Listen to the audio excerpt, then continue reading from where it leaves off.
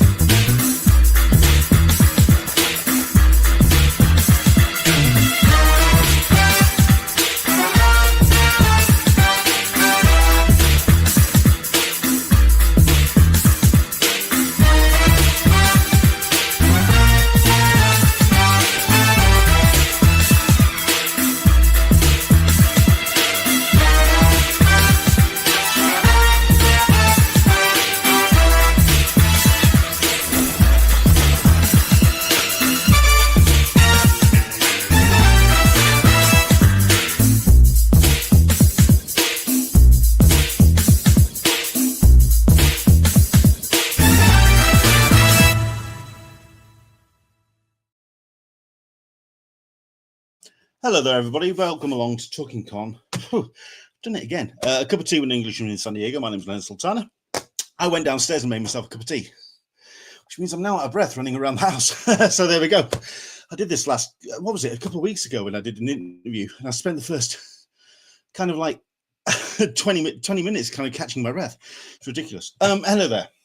So now that San Diego Comic-Con nonsense has died down, and slowly but surely the whites are coming back to the colour of my eyes instead of being utterly bloodshot. Thank you very much indeed to everybody who has been following my coverage of San Diego Comic-Con, which I tried to do. I really did, especially line management stuff and reporting on how lines were doing. To be fair, it wasn't as crucial as we suspected it would usually be, or it would have been in San Diego Comic-Cons gone by. I mean, some of the panels which we thought were going to be horrific weren't actually that bad, and a couple that we thought were just going to be underneath the radar just did get insane. So, yeah, it got a bit weird, but hopefully you enjoyed what we did. We are still putting out profiles and coverage of some of the spotlight panels. We put out our we put a couple out on the Convention Collective today, including Brian K. Vaughan was one, which was an interesting read. Like I say, Mike McLarty was in the room, and yeah, he gave us a bit of a rundown of what took place in that spotlight. Interesting panel. yeah, just some really good stuff. Follow on conventioncollective.com for all of that. But we've got 2 more episodes to do before we take a little bit of a break and step away.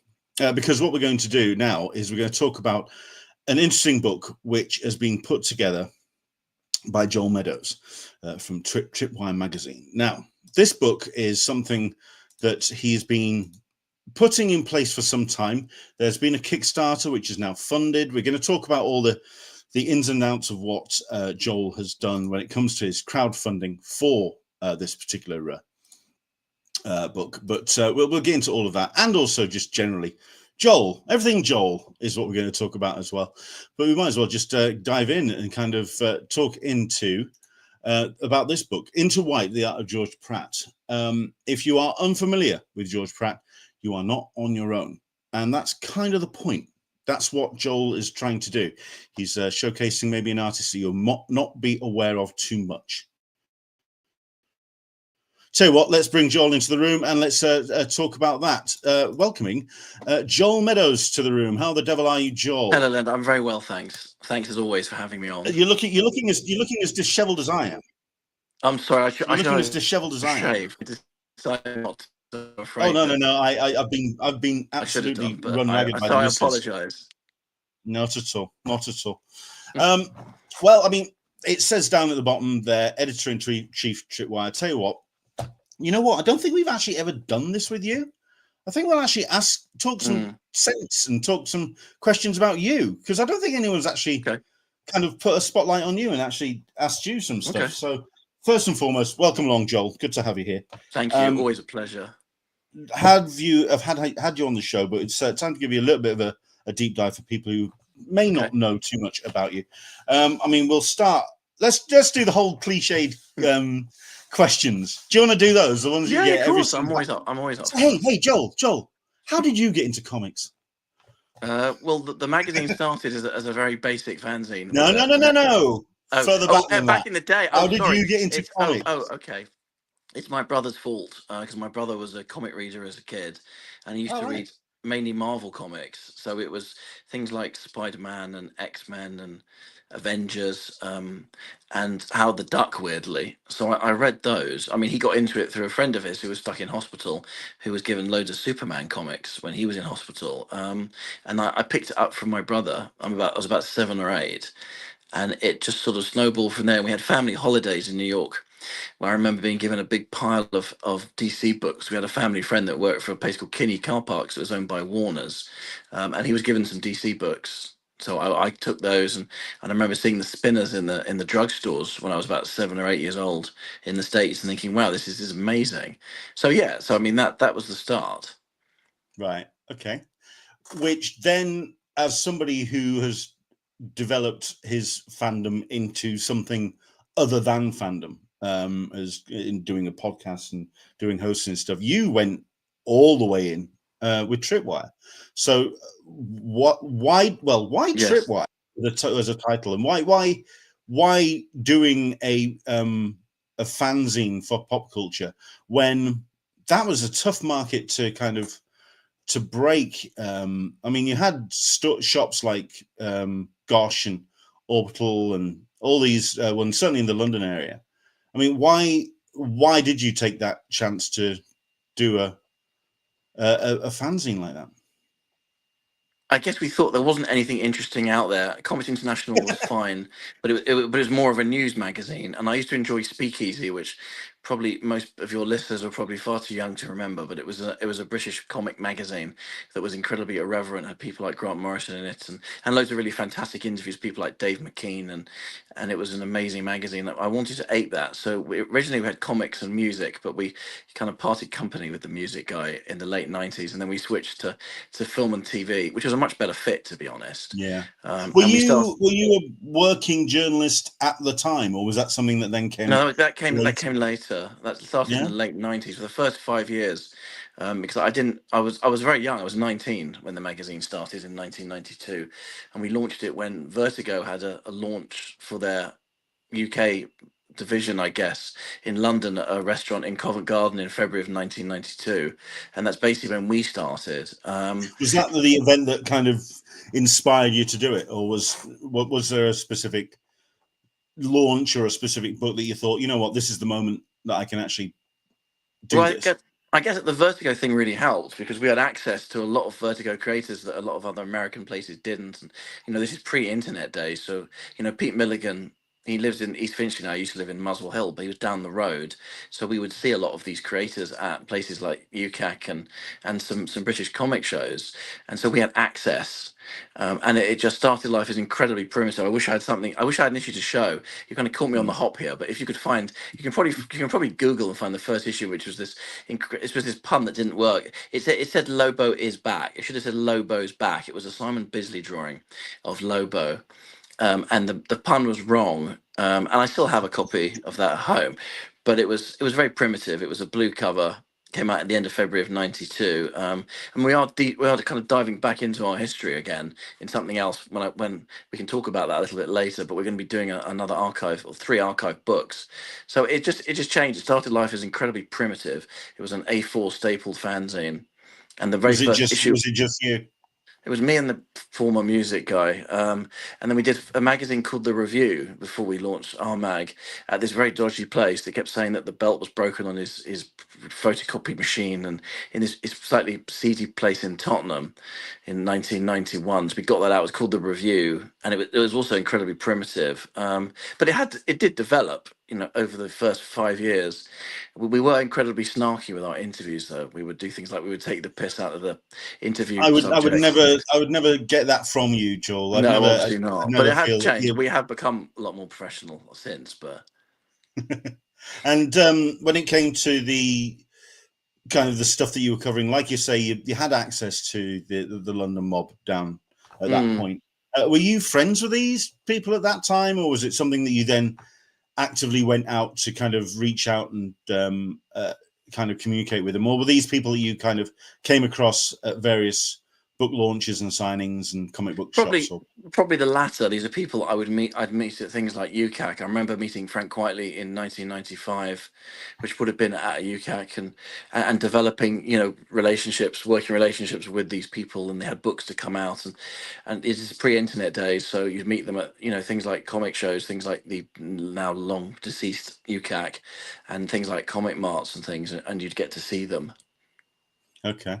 And in your own personal reading, I mean, I kind of I've alluded to this today because someone said, is there anything that you would admit to that would have your back against the wall with the knives out? And I had to turn around and say, I never got Animal Man. I never got Grant Morrison's run of Animal Man. And that seems to be like a touchstone for many comic readers. It's like one of those things. Oh, no, if you're a comic book fan, you have to like Animal Man. It's just something I read and I never really kind of got my head around. No, that's fair enough. Were there books that that you were covering that you were absolutely a fan of, that you were determined to get into, that perhaps maybe others weren't?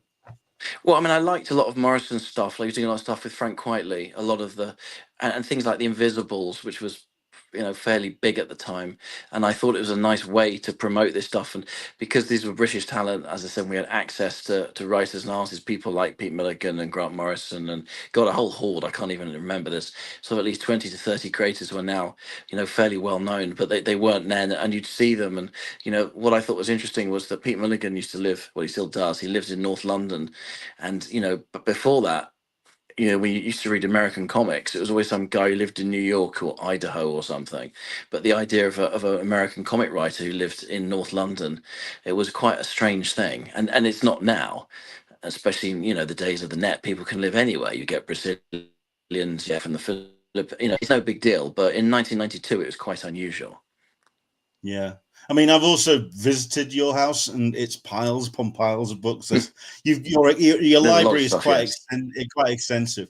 I mean, where does your taste lie? Is it the American stuff? Is it the British stuff? What is your comfort reading when it comes to your comics? Well, I mean, I guess it is the British stuff, or the British American stuff. So things like Vertigo. I enjoyed Animal Man. Well, I thought the Pete Milligan run was possibly a bit stronger than the Grant Morrison. The Morrison's slightly disappointing ending. And other stuff. I mean, I've got more into kind of crime stuff. I really like Phillips and Brubaker's stuff over the last few years. Things like Criminal, and I think they're fantastic. When I've kind of looked through your library, I mean, what I've seen as a common thread is stuff that with a real sense of ambition. It's the things that you're into. It's like a Brit that perhaps wants to sort of conquer America and have like the big the big ideas and the big stories. That seems to be a common thread with the stuff that I've seen in your personal life. But I think that's probably not on. Yeah, that's probably not an unfair comment. I mean, I think the reason why a lot of this is interesting is because these people were ambitious. You know, I find it really frustrating that you see quite a few comics now, and I'm not going to name people, but I'm going to just say that's disappointing that these people who kind of write comics or they draw them, they don't look at other stuff outside of comics. They don't look at, you know, fine art or sculpture or illustration or you know, they don't read, you know, novels or watch films. Or I just feel like you're bringing something new and interesting and fresh because it's like a synthesis of all of this stuff together. And the I mentioned, they did that, you know, better than anyone else, and they'd done it before anyone else in comics. And certainly with Tripwire, I mean, I've leveled this one at you before, is that there's a big celebration of legacy creators, people that have been in the industry for a while, but every once in a while you do champion new talent. I mean, for example, when it comes to what's within arm's reach of what you're reading at the moment, what's new that you're finding interesting in comics at the moment? I mean, there's a lot of good creators out there. I mean, I've been for this archive with some kind of younger, you know, quite a few female creators. I mean, people like Anna Morozova, Helen Mullane. I want to, because it's a snapshot of the last 30 years. But I want to show that, you know, the industry has changed. You know, it was a very male-focused industry, but things have changed, and there are a lot of really talented, you know, female creators in the industry now. So I like her work. I mean, you put me on the spot here.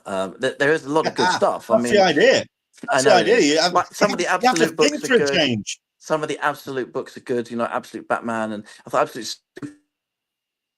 I'll tell you, did a really. I'm behind on it, I admit, but the issues I've read, I thought it was a really interesting take, and you know, the market has reflected that. I noticed those books are doing extremely well, and you know, DC must be very chuffed with this. And something like The Last Halloween, which I'm also a few issues behind because I'm a big fan of The Long Halloween, and I think, you know, Jeff Loeb is a class act as a writer, and he's had some phenomenal artists on that book. Yeah. Apparently you are a little bit crackly, so we may have to just keep an eye on where you're walking, because the thing is, I know that I had to let a cat out. I know you were thinking of moving. Yeah, well, I know you were thinking to take the cat out, but I'm there running you my go, face. So apologies, okay. but I'm now settled, No so hopefully. And you've also, over certainly more recent years, because Tripwire's developed away from being a print mag, or certainly as a regular print mag as it was, you do quarterlies, I know, but the online is where you are now kind of like living when it comes to Tripwire Magazine. What was that transition like to go onto an online site when there are so many online sites at the moment trying to get as much coverage out there as possible? Well, it was 2015 because the magazine was proving to be tricky to getting advertising in and making it work financially, and the model's changed. It's now gone back to, you know, you can do print magazines. So it was a little bit of a challenge. I mean, it has its pros and cons. I like the fact that if you make a mistake, you can amend it almost instantly. But there's something about print. We're finishing a new print mag at the moment, in fact. So I like having a physical object in my hand. But obviously, things are falling behind you, and everything's falling to pieces. Ignore that. So, I mean, also just to kind of wrap up the Tripwire story, which we won't, because obviously we're going to talk about the archival pieces later on. But I mean, there's also the Tripwire Award as well. Yes. So another way of giving back to the industry. I mean, that is another bold step to take, considering that you are putting yourself out there and putting Tripwire's name on some big choices. How has that gone? I mean, it started incredibly strong. How has that evolved over the years that you've been doing the Tripwire I guess it's Awards? changed quite a bit. I mean, I wanted to, as you say, give something back to comics, which is why I wanted to do it, and I wanted to mix it up so it's myself and kind of like 4 other people basically who are involved, and I try and mix it up. It's almost like a kind of like a lucky dip thing. So I make sure that I put some choices in, but also the other 4 pieces, and I try and pick from their choices. So we have a retailer, we have a guy who covers comics as well on another website, and I think, and yourself as well, of course, and one or two other people. So I want to mix it up because I feel like I don't have a broad enough range of some of these books. So I feel like it's doing it a disservice if it's just me picking. So it has to be, contributions from other people, and it has changed. It's, I'm very chuffed. We are planning the new ones actually as we speak over the next few weeks. So there will be, I think it's the 7th now, which is amazing. I mean, I'm really chuffed with it. Yeah, We've got a really good range of people that we've celebrated, and again, I want to try and mix it up, and I want to try and make it feel like it's a diverse range of different creators and different books. Sure. Yeah, I mean, you've got a couple of comments coming in already. Under English, I prefer physical to digital, and I think that's not just in comics, but also in just comics reportage as well. But you've also got, I mean, it seems we mentioned him off the top of the show. I fell in love with George Pratt's work when Enemy Ace War a Deal came out in the 90s. It was it's a magnificent book. It's an incredible book. Let's dive in and let's add to the stage and talk about this incredible piece of publication that you're putting together, considering that you have done Kickstarters in the past, and you've done them for the Tripwire Magazine, and you've done it for you did it for a Bristol con, which didn't quite work, but then again, we've done it for 2 Sherlock Holmes as well, which have been successful. Yeah, and the Sherlock Holmes as well.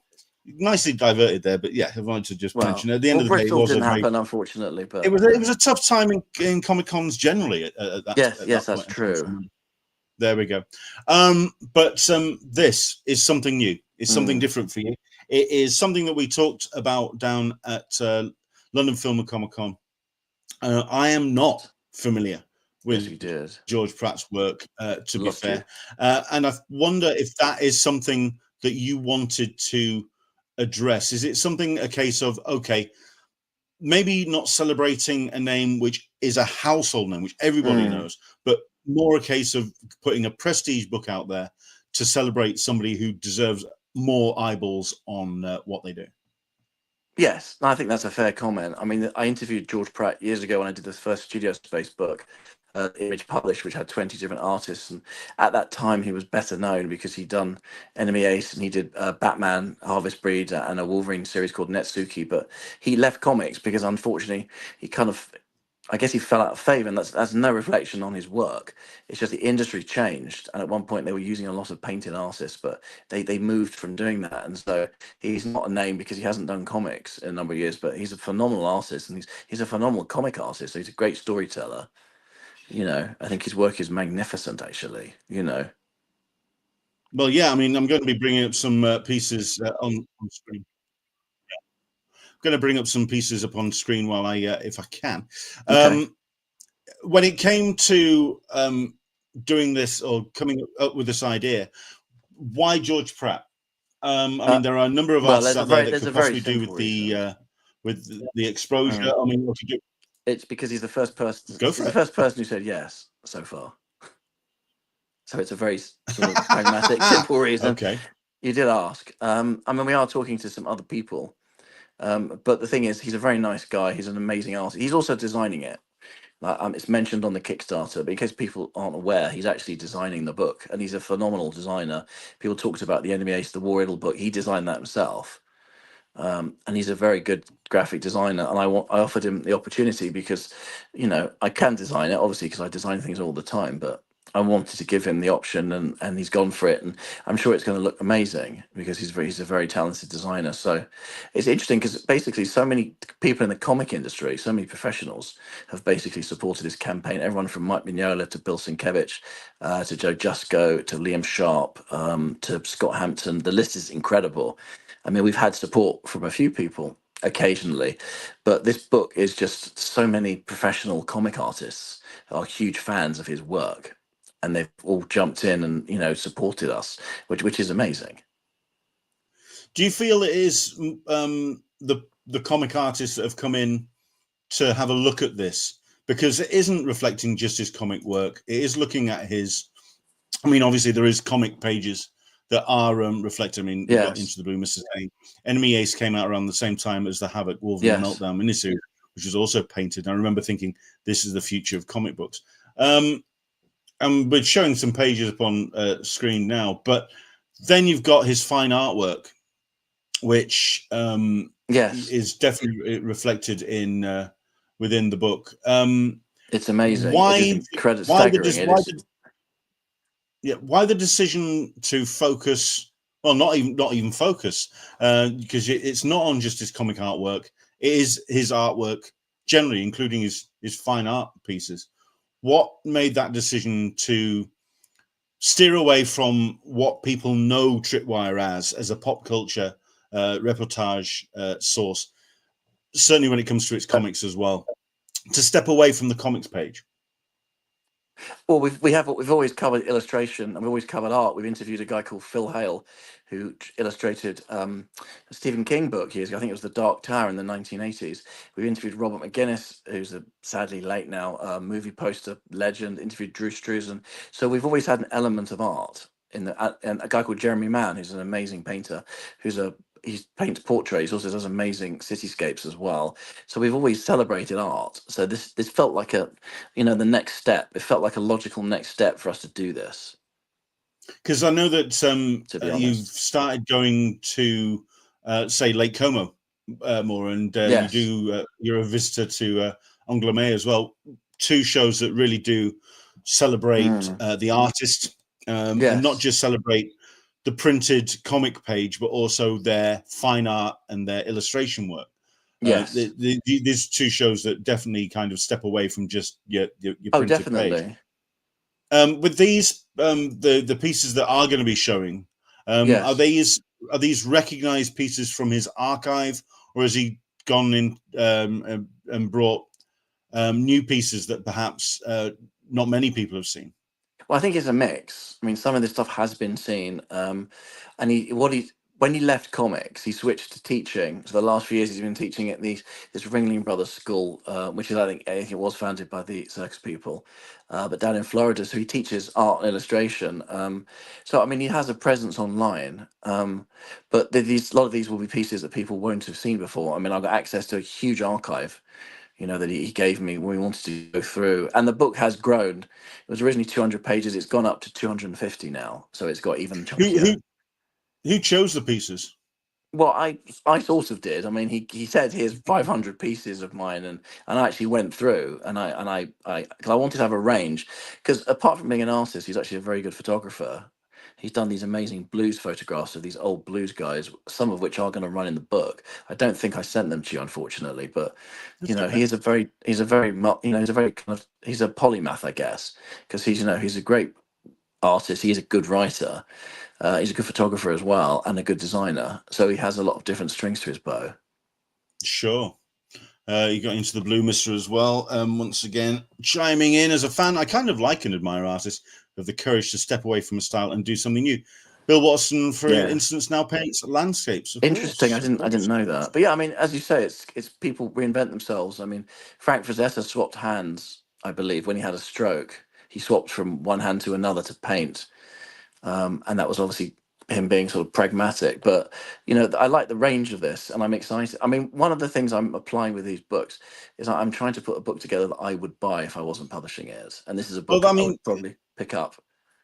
I wanted to know just then how hands-on, because when an artist puts together a book, and I'm not going to name names myself, but say, for example, there's a 3-volume collection of an artist, which I have on my shelf, which I supported on Kickstarter. He designed the book, he created the book, put the book together, and he handpicked the I have pieces that. I have that as well. Yes. You think I'm talking about? I do. I believe yes.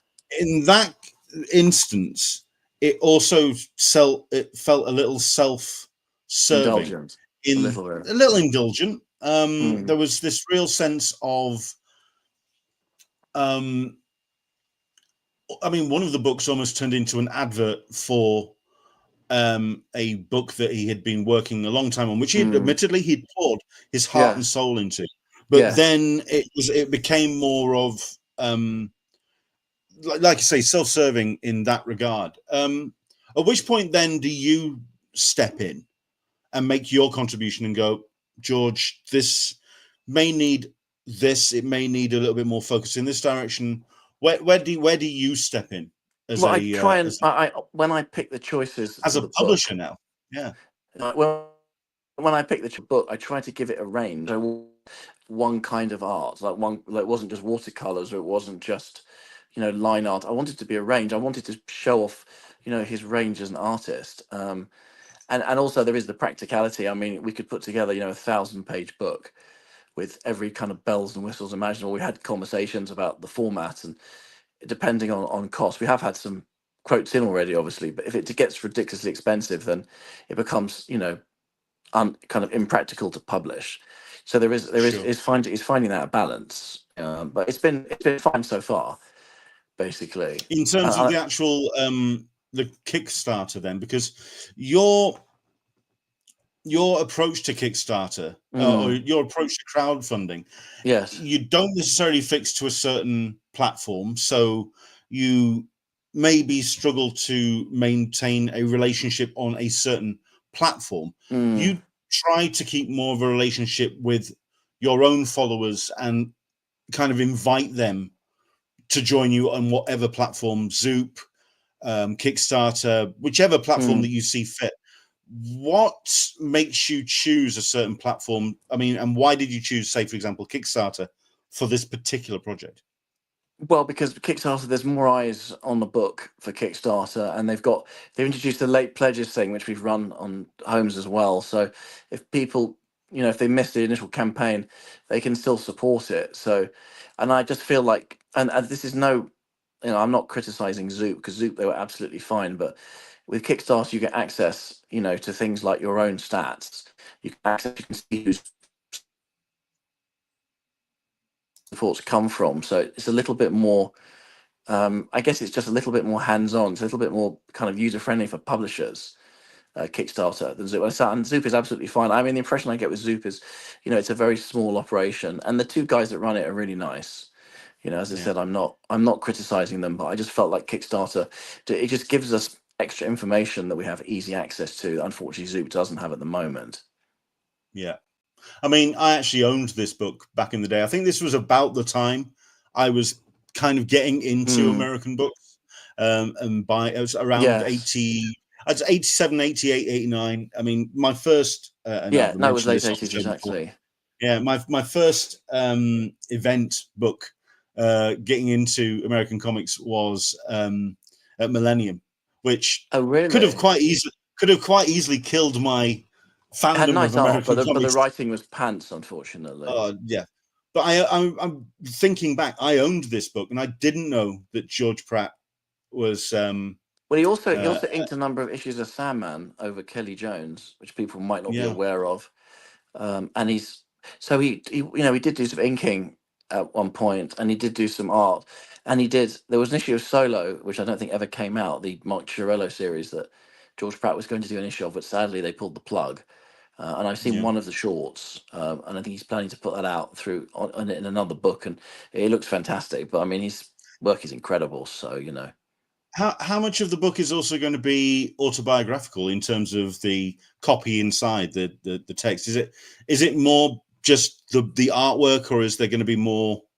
Is there going to be some text to kind of explain some of the background and some of Oh yeah, his own history? it's going to be predominantly visual, but there will be an career interview that I will do with him, like I did with the studio book. When I was promoting, I pulled out the interview I did with him back in 2005, and I forgot. I mean, his interview is fascinating.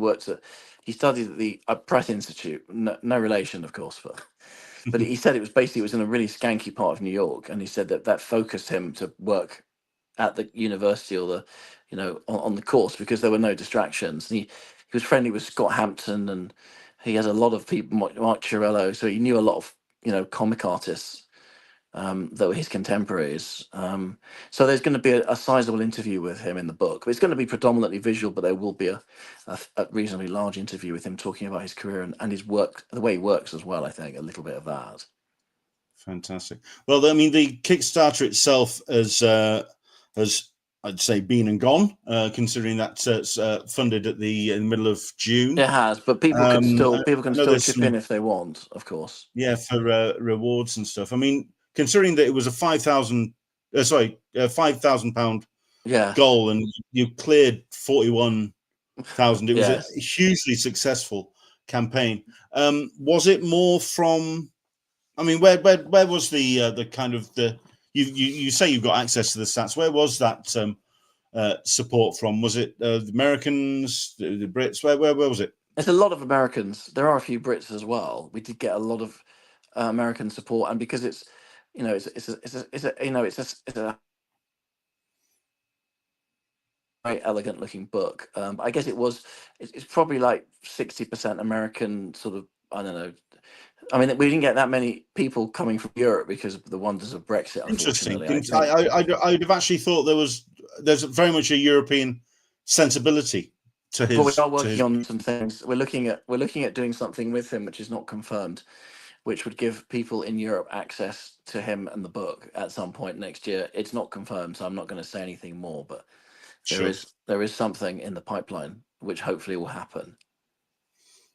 Very good indeed. I mean, he's designing the book, and he's gone all out on getting this looking as gorgeous as he can as a representation of his work. It's going to be amazing. As I said, I wanted it to be a book that I would have bought if I wasn't publishing it, and that's my approach to books like this, because we are planning.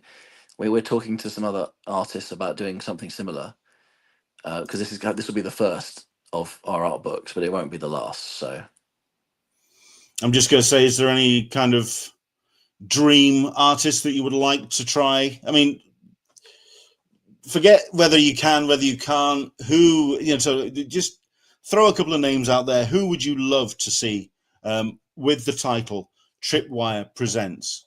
I'd love to do a John Paul Leon book, and I have reached out to his widow because I think his work was incredible, and I think his legacy deserves a book, an art book, because you realise the more you look at his work, the more you realise just how versatile he was. So I would love to do a book with him. I'm talking to a number of different other artists, British artists as well. I'd like to have a range, and we want to do a few of these. So the next one might be a line artist. It might be totally different. In fact, the odds are it probably will be. But no, I don't know. We'll see. I mean, there are people I'd like to work with. And I talked to Walt Simonson, but he's not kind of up for it, not because, he feels like it's almost like one of those kind of lifetime achievement Oscar. Lifetime achievement. I knew that would come in. He feels like if he's doing this, it kind of feels like his career is at an end, which I totally understand. Absolutely. What was George's take on that particular thought? I don't know. I mean, we were just chatting about it, and he said he was up for it, and we talk about stuff. I actually commissioned him to do a piece for Holmes. He's done a piece for the second Holmes book. He's done an amazing piece, which it may well be running in the book as well. It's a basically half analog, half digital piece he's done. I don't know. I guess I thought it was crazy. There are books of his art, but not really, and there isn't a comprehensive book of his art, which is nuts because there should be. Yeah. So I guess you want to see a book that is an accurate representation of his career and the different facets of him as an artist, which is what we're hoping, to achieve with this, which I think we will. I mean, we're talking about certainly my introduction to comics, and we've got Andrew's jumping in with his. Might as well make his the Tom on the comic thing. My first USA comic was Star Trek: Next Generation in '87. Before that was UK comics such as 2000 AD, Topper, Beano, Dandy. Interesting. For me, it was similar. It was Beano, Dandy, 2000 AD, and then Crisis. And Andrew said, I forgot Eagle from my list. Eagle with the reissue, Eagle, with the when it was Eagle Star in the Wars. late 80s, yes. In the late 80s. Yes. Like I say, I mean, that's when I kind of came in with comics. But no, this is it's a hell of a thing. Into White, the art of George Pratt. Where are you with the campaign? Or, I mean, like I say, the Kickstarter's finished. People can dive in with the backer for any kind of rewards or whatever. But when it comes to the actual publication of this, and I know that this is something that has been on the cards for a while, where are you at the moment with getting it? We're looking to get it out for December, and that's still the plan. I mean, I know he started. I'm not sure how far ahead he is with it, but I know he's made a start on it, so it should hopefully be out sometime in December. I mean, it may slip a little because this is a very ambitious book, so it is possible. And he teaches as well, so it's possible it might slip a little. It'll be well worth it. I mean, I know that people say that every single time, but I'm pretty confident this book will be well worth the wait. Excellent stuff. Well, I mean, if I can, I will just quickly copy that, and I'll go over to my banners, and I will hit that and hit edit and hit paste, and then I will show people where everyone can go to go and check this out. This is kickstarter.com/project/tripwire100/into white, the art of George Pratt. If you want to find out more, I mean, the digital edition is £25. It's nicely affordable to get into the actual yes, campaign exactly. itself. But I know for a fact that for the paperback edition at 50, and there's a limited edition which has got him. He's got a tipped in plate version, which can be very nice as well. Absolutely. So there's a I range. know And it's there's going to sketches be a left gorgeous as well. looking book. Yeah, Yes, absolutely. It's going to be a gorgeous looking book, and yeah, do go check that out. Which is one of the reasons why Joel wanted to come on today to talk about Into White, the art of George Pratt. But I mean, we might as well also talk about his other campaigns as I go to the back of the folder, and we talk about this, which is Sherlock Holmes and the Empire Builders. Something we've had you on to talk about before. Yes. We've got the cover here for Genie Volume 1. This is a book which had its genesis in the pages of Tripwire when you were wanting to put actual comic pages into the work. At which point you then, again, wanted to kind of really put your name out there. Yes. Again, I think we talked about this last week with comic book counseling. Couples counseling when they've just done some pages on a comic, and it's going from being a professional appreciator of something to then actually putting your feet out there and actually kind of the expression is going from poacher to gamekeeper, I think is the I like that one. Okay, yeah, I like that one. So there we go. So Sherlock Holmes, the Empire Builders. Why Holmes? Because I've always enjoyed reading it and watching, Holmes films and watching Holmes TV since I was a kid. Who was your live action Holmes? It would have been Jeremy Brett, I think, probably. Fair Well, enough. I did, I appreciate the two Robert Downey Jr. films. I think they're kind of fun, and I quite liked the Robert Stevens film, The Private Life of Sherlock Holmes, which is set up in Scotland, directed by Billy Wilder, which was made in I guess it was the late 70s or early 80s, and it's a very different take actually on the character. Well, I mean, I think the reason why I asked the question is because when it comes to Empire Builders, and I think I asked this question of Kieran Gillen when he started doing Darth Vader. Yes, and he had an answer, which I will come back to, but I'll find the answer to your question first. I said, who was the voice in your head when was it James Earl Jones for him? Yeah, exactly. I mean, that was the thing. I mean, you got Into the Blue Mister saying, I'm old enough that Basil Rathbone was my Holmes. So there we go. I mean, I didn't have Brett's voice in this. I mean, this is a very different Holmes.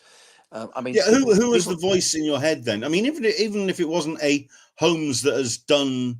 Well, I don't know if it was a voice. I mean, people have said that our Holmes is a little bit like Peter Cushing, and there was obviously the Hound of the Baskervilles. The Hammer made a Holmes, and I guess there is a little bit of that because he's an older character. He's not physically as sprightly as he was, but there's still that sort of essence of the character, in Holmes, in our Holmes. So maybe there's an element of that. Yeah. I'm going to make you laugh. That Holmes is almost like a cooler version of myself. If I. Oh, there you go. You see. Well, I mean, that was the answer to when I put it to Kieran was the voice I hear is Darth Vader, and he went, "Oh, all right, nicely ducked out of the question there, pal." But that's how he answered. Yes. When it came to this, then, because when I've read it, it is while it is very much of time, but it reads actually quite contemporary in terms of the structure and the way that the dialogue crackles through. Yeah. What was your pitch in your own mind when it came to doing this particular story? Was it a case of I want to have something with a little bit more of a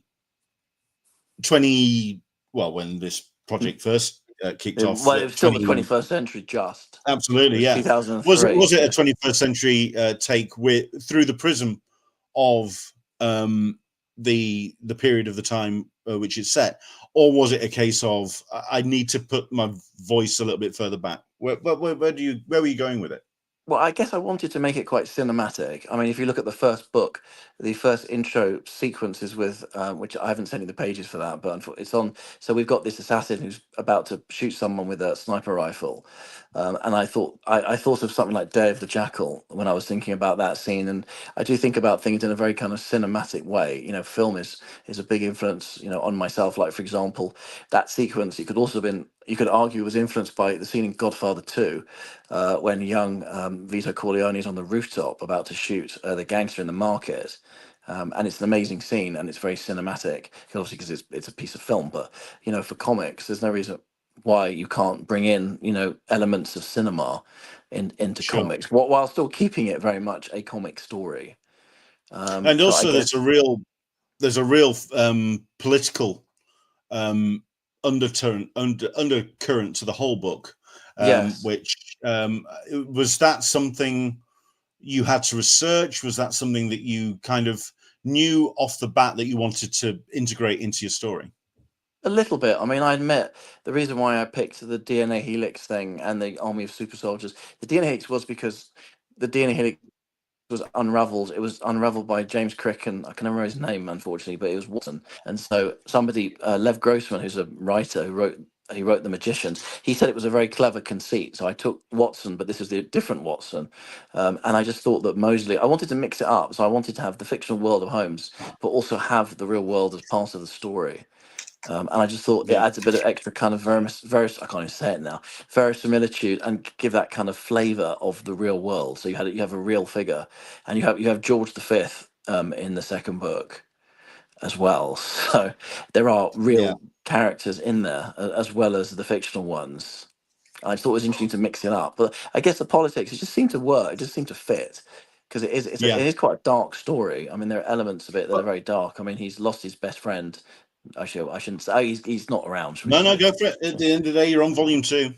No, well, I know, but in case, but volume one is in paperback, so just in case people haven't picked it up yet, so there is something that happens with Watson. So his life is very different. It's a very different character, but there are still Yeah, echoes of what he was, obviously, as a figure. sure. Arg. Well, Oh, there we go. that was the page Yeah. that you were after. You were talking about. Yes, yes, yes. In That's which right. case, I mean, the one thing that you hear from all successful um, comic creators is that sense of Mm, collaboration. What was the collaboration like then with Andy Bennett? Certainly in terms of story, was it something that mm. he had contribution to when it came, or did you have a rather specific idea in mind when it came to the bones and the structure of the story? Well, he hasn't contributed to the story, but he's contributed enormously to the actual, you know, visual depiction of the story. You know, in the first paperback, I've reproduced this child's drawing that I did of the first of page 4, where I wanted him to draw a page with 4 portholes in it, and I drew a very, as I said, a very simplistic children's drawing, and he came up with something that was incredible. You know, like the pages showed from volume 2 has you know with the 4 images he's added so much, you know. I can't possibly say that this series would be anything like what it is in terms of its impact without his, you know, sizable visual contributions, Sure. you know. And you've also tapped into some. I mean, I'm wondering how many of these chips that you've actually cashed in. That if you now can't, you can't do it again. You can't go Well, back not and go. not in the same way, but I am talking to quite a big Marvel artist about the cover for volume 3. Cool. And you um, got this the We got Dan Fraser Irving Panosian and coming. we got Fraser Irving. And the second book, we have pin-ups from John K. Snyder the third. We have a really nice piece from my friend John Charles. It's a really nice kind of like painted piece, and we have an amazing Tom Coker piece as well. So I'll see. I mean, as you say, I still have a few other contacts that I would still like Sure. to get a Holmes piece off. But I think the Panosian cover is amazing. I mean, Fraser's cover is amazing as well. But Dan actually designed that, which is just Yeah. I just when I got it, I thought, bloody hell, this is amazing. I mean, he's an incredibly talented artist, and it's going to look so striking. You know, and I've designed the dust jacket for that as well already. So the Yeah. first book says. what's it called? It's something can change on history can change on a penny. And then the second book says democracy is in its DNA. So that ties in with the whole DNA helix thing. So I try and build in these little kind of fun Easter eggs. That's just the kind of caption on the back, but and it is fun to play with those. Cool. And then Holmes, there is something next year. There'll be a collection from a quite a large American comic publisher, which is it isn't officially announced, but it's not been officially announced by them. But if people wanted to Google search, they would find it, shall we say? And we actually have a new cover from a pretty amazing artist. We have an introduction from a pretty legendary American writer as well, which is pretty amazing. Cool. Volume 2. How far have you sketched out future volumes and future chapters? I've already alluded to the third volume at the end of the second story, and so I already have a character. It's an actual Holmes character who's the villain, a guy called, and who was quite a big villain for Holmes in the original stories. He came back from Afghanistan. Joel, just to let you know, you did actually freeze right when you said the name. Oh, I'm sorry. Sebastian Moran, his name is. Ah, yes. He was a sharpshooter who came back from Afghanistan, and obviously Dr. Watson is supposed to have served in Afghanistan as well. So there's basically a lead into that at the end of volume 2, because I thought I'd want to do like a post-credit sequence thing. I mean, getting back to Holmes, young Sherlock Holmes, which I'm a big fan of the film. There's the bit with Moriarty when he goes to sign the guest book, and it's a shame they didn't make any more because I think it's a brilliant kind of genesis of the character's story, and it's fantastic. I still watch it now. I still think it's a brilliant depiction, and the whole cast is great, and it's a kids' film, but it's pretty bloody dark for a kids' film in places. So. It is indeed. I'm a fan myself. So so there's a lot of things happening. Good stuff. I mean, we'll kind of start wrapping this up now. I mean, whereabouts? I mean, what are you doing now? I mean, in terms of at what stage are you juggling all sorts of things? Because I know that you've also got the archival volumes for Tripwire coming down the pipe. You're a chap I know that spins plenty of plates. Whereabouts are you in terms of I mean, we've talked about George Pratt, and that's close to getting printed at this point. Volume 2, how far to release for that? Oh, Andy's drawn 41 pages. It slips a little, but it's incredibly detailed. And compared with the first volume, we had 3 shorts which already existed, whereas here we don't. And also, it's thicker. We have 90 pages of story. So the intention is to get it out for the end of October now, basically, because I have a table at MCM in London in October, which I'm hopeful I'll have copies of Volume 2 there.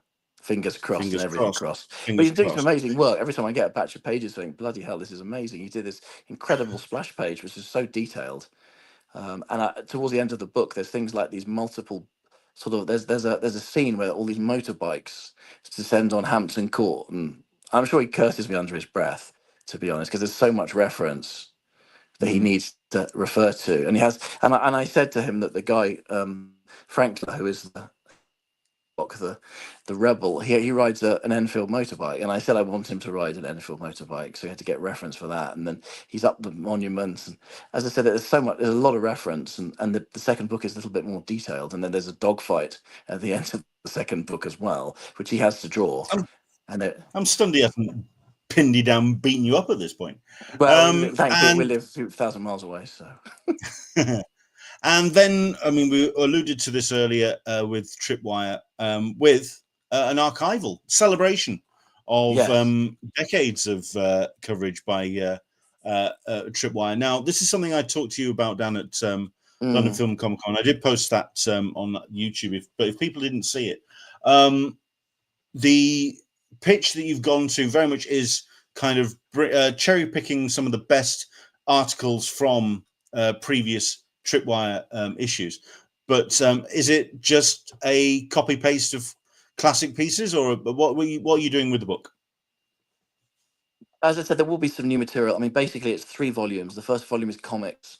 The second volume will be film and TV. The third volume will be illustration. So there will be classic interviews with people Alan Moore and Mike Mignola and Frank Miller. But as I mentioned, earlier on when we started this chat, I want to include people like Helen Mullane and hopefully people like Anna Morozova. I want to reflect what we've had in the last few years to say that this was the past, but these people are going to be kind of part of the future, and also hopefully some even more kind of up and coming creators.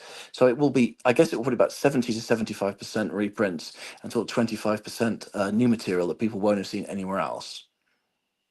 That's cool. And what's the timetable on that? Well, there'll be a Kickstarter launching in August, and then the first book will launch. I guess I can have a little bit of time. I'll probably launch it the first quarter of next year. Physically, there'll be physical copies.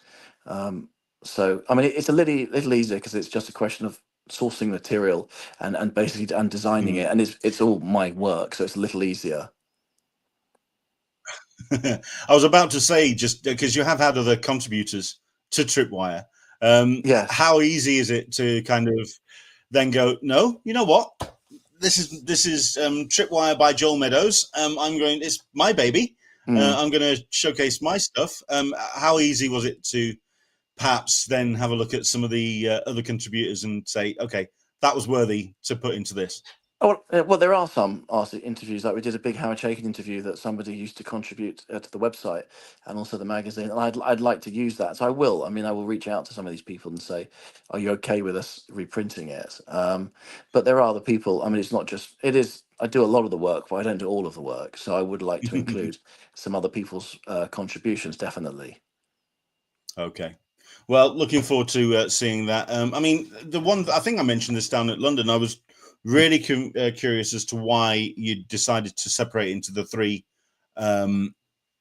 genres, whereas Tripwire as a magazine has always been a book that is all-encompassing. It is a wide umbrella that covers all forms of pop culture, from films, from television, from comics. It's something that, as a book, as a magazine, it's something that's all encompassing. And it's interesting that you decided to go. Well, I guess it's partly so it makes cover. it a bit easier for me structurally, so that I can plan the books, so it isn't totally scattershot. And I thought it might be fun to make them sort of thematic, basically, so you have these three different books. Yeah. If anything, you're gonna find out with this Kickstarter which elements of Tripwire people are more interested in. Certainly, with if the comics one outsells. I mean, the thing is, the film and TV book. The film and TV book is going to have people like Drew Struzan and Robert McGuinness and Matt Groening in it, and Guillermo del Toro. So it's going to have a lot of big heavyweight people. But the comic one has a lot of fairly big names as well. And then the art illustration. Actually, no, this is the thing. Drew Struzan, does it go in the film and TV book, or does it go in the art and illustration book? Because there's going to be a little bit of a crossover there, isn't there? The Venn diagram is going to be interesting about which. But I mean, we have an amazing archive, and I mean, the next issue of the mag, I reprinted the Carl Urban interview, which I'd forgotten I'd done when we did Dread came out. It was 10 years ago, or maybe it was slightly less now. But I've forgotten. I've probably forgotten more things than I remember in terms of what we've done in terms of interviews and coverage. Sometimes over the last, 33 years now. I'm hoping that you're already starting to think about just what will be kind of the pieces that's going in. I mean, you got Andrew English going, and that fourth book will be the middle of the Venn diagram. Who knows? That might just be the Tripwire, the covers. Who knows? That could be interesting. Yeah, but there we go. Book. Yeah, that's cool. Well, listen, thank you very much indeed for coming on. It's been an absolute pleasure talking to you. Thank you for having me on, as always. Where is the best place for people? I mean, we can show the Kickstarter again, put that up for people to have a look at the Interwhite because that is very much your baby at the moment. At the moment, yeah, it is. As for the next 2 weeks, yes. Sure, but where's the best place for people to find out what you're up to and what? Well, there's also the Tripwire Mag Facebook group. There's Blue Sky. They can search for me on that if they want to, and I'm also on Facebook regularly as well. Just if they search for my name. Never mind. But there we go. No, listen, Joel, it's been an absolute pleasure. Thank you. Thanks as ever, Dennis. I've got my copy. And we haven't even talked about the Tripwire graphic novel and comics line either, which is in the very early stages. Oh, interesting. Okay, you kept that one under your hat. Well, it's Okay, not quite cool. confirmed, but we are talking to some people, so there will be that will be happening at Every some point single as well. time I have this conversation with Joel, it's this. It's not confirmed. I've been speaking to some people. You don't know what's going to happen, and he kind of sneaks things under the radar. No, but looking forward to volume 2. Very much. I mean, like I said, I got the hardback. I'm hoping to get my hand on the hardback copy of that. But there we go. Listen, thank you so much indeed for coming on, and yeah, have yourself the rest of a great summer.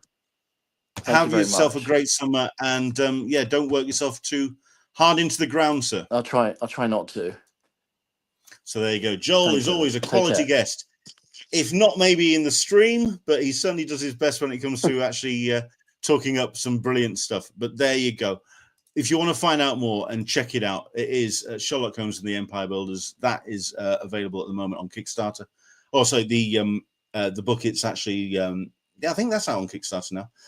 So if you want to support that, the volume, second volume of his Sherlock Holmes.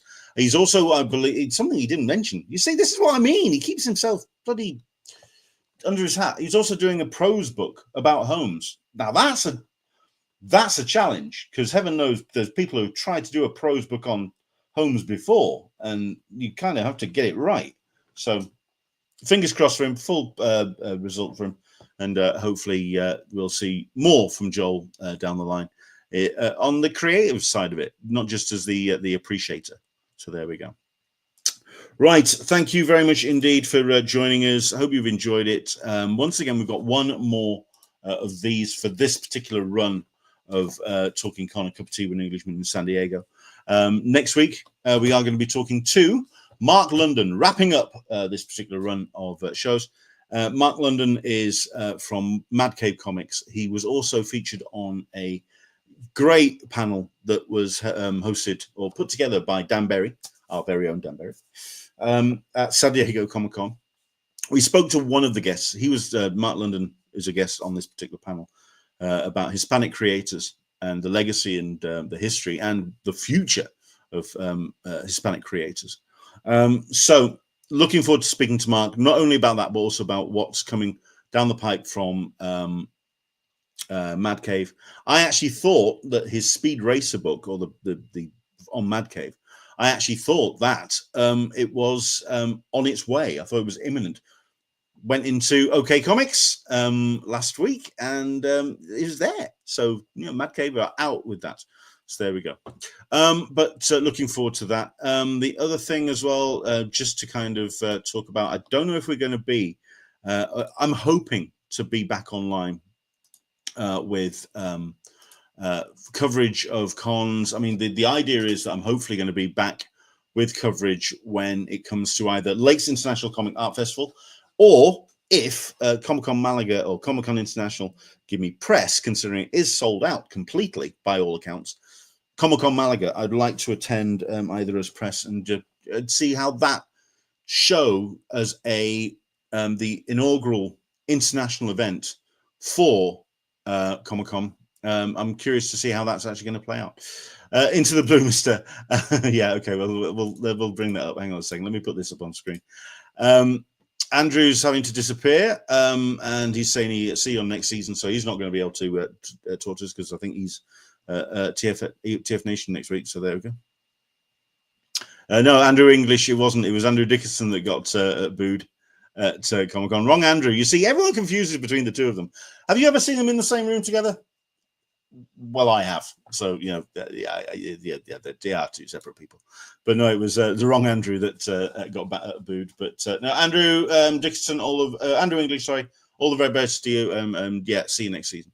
But hopefully, we are going to be back for the Comic-Con Malaga.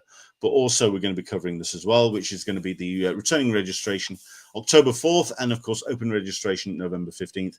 Again, this is the second year that CCI have announced the dates out of the gate about what people can expect from badge sales and ahead of the actual convention itself next July.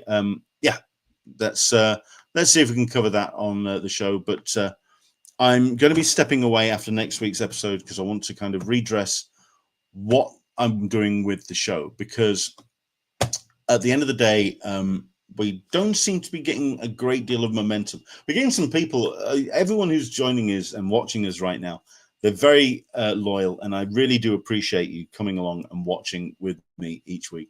I want to try and get more people, especially those that aren't going to Comic Con or are going to the going to the con for the first time. And I want to kind of be very much a helping hand for those that are just starting to go into the con.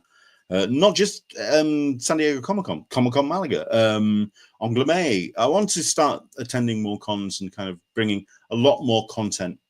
And now it's a case of working out how to do that, whether it's to edit it up, do it more as a pre-record, do it more as a comics conversation show, try and tread on John Sundress's toes.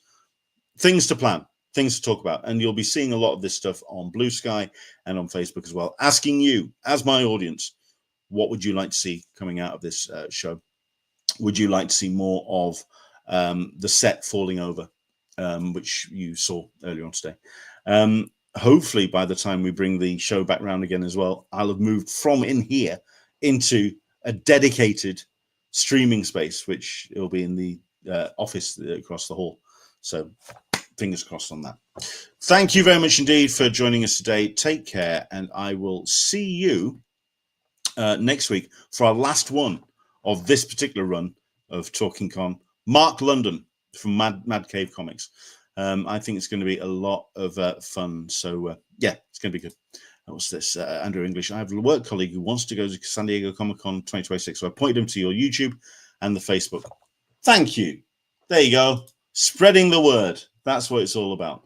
And heaven knows that's always helped by liking, subscribing, and commenting below. Doing the commenting thing really helps, by the way. So if you just want to put a comment under the video and just say, hi, do that, because apparently comments really do help. But, you know, I have not been a professional YouTube person. I never have been, so who knows. Take care.